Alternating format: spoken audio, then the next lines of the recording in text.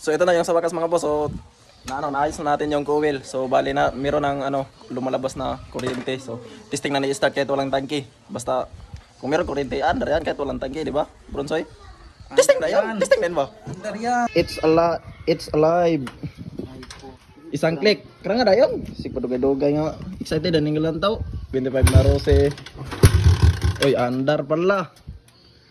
Kala ko hindi umandar bronsoy. Kulag chok.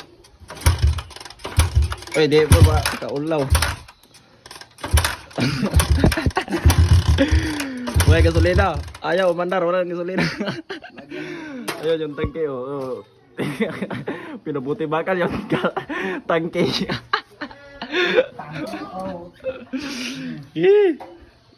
Install naman namin yung tangke guys bago namin pandarin. So ayan na mga bol, kabitan natin yung tangke.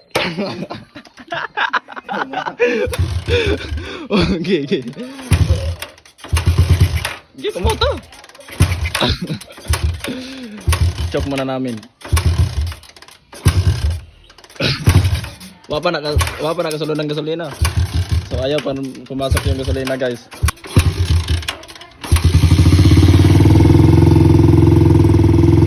It's alive. Okay, usbag tangke na ka.